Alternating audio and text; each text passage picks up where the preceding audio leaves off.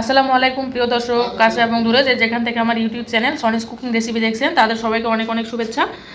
আমি নাসরিন সনি নিয়ে চলে এসেছি আজকের রেসিপি চিলি ফ্লেক্স। এই চিলি ফ্লেক্সটা কিন্তু অনেক কাজে লাগে রেস্টুরেন্টের খাবারে, যেমন পিৎজা, বার্গার, তারপরে হচ্ছে অন্যান্য যে খাবারগুলো আছে সেই খাবারে কিন্তু লেগে থাকে। বাড়িতে যখন বানাতে যায় তখন কি বানাতে পারে না, চিলি ফ্লেক্সটা বাজার থেকে বেশি দামে কিনে নিয়ে আসে। হাতের কাছে এরকম চিলি ফ্লেক্স পাই না বলে অনেকটা সমস্যা হয়ে যায়। এরকম যদি চিলি ফ্লেক্স বাড়িতে বানিয়ে রাখতে পারেন তাহলে কিন্তু অনেকটাই সুবিধা হবে।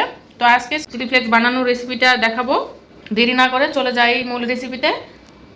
তো প্রিয় দর্শক, আমি এখানে চিলি ফ্লেক্স বানানোর জন্য বাজার থেকে একদম লাল টুকটুকে শুকনা মরিচ কিনে নিয়ে এসেছি। সবগুলোই কিন্তু সলিড, এতে দেখতে পাচ্ছেন নষ্ট হয়ে যাওয়া কোনো মরিচ নাই। শুকনা মরিচে যেহেতু ধুলাবালি থাকে সেহেতু আমি শুকনা মরিচগুলো পানিতে ধুয়ে পানিটা ঝরিয়ে টানা একদিনের জন্য কড়া রোদে দিয়ে ভালো করে মুসমুসা করে শুকিয়ে নিয়েছি।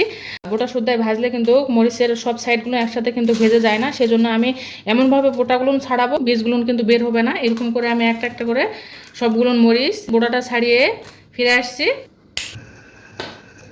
সুপ্রিয় দর্শক, দেখতে পাচ্ছেন প্রত্যেকটা মরিচের বোটা এমনভাবে খুলে নিয়েছি যে বিচিগুলো বের হবে না, দু একটা বের হবে। সেগুলো পরে বেশি যদি ভাজা হয়ে যায় তাহলে ফেলে দেবো, সমস্যা নাই। চলুন এখন এটা আমি ভেজে দেখাচ্ছি। শুকনো কড়াই নিয়েছি এবং আগুনটা জ্বালিয়ে দিয়েছি, এটাতে আমি এখন মরিচগুলো একে একে দিয়ে দিচ্ছি। আমি এখানে পরিমাণ মতো নিয়েছি, আপনারা চাইলে মরিচের ভাগটা বেশি অথবা কম দিতে পারেন, সমস্যা নেই। আমার যতখানি লাগবে ততখানি আমি নিয়েছি। মরিচ ভাজার সময় কিন্তু অবশ্যই খেয়াল রাখবেন যে কোনো প্রকার তেল দিবেন না। এখানে চুলা রাসটাকে লোয়ে রেখেছি যাতে করে ভালোভাবে সব সাইডগুলো একসঙ্গে ভেজে যায়, সেই জন্য খেয়াল রাখতে হবে মরিচগুলো যেন কালো না হয়ে যায়।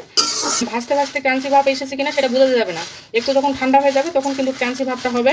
এরকম করে নেড়ে চেড়ে হালকা আছে সবগুলো মরিচ ভালো করে ভেজে নিচ্ছি।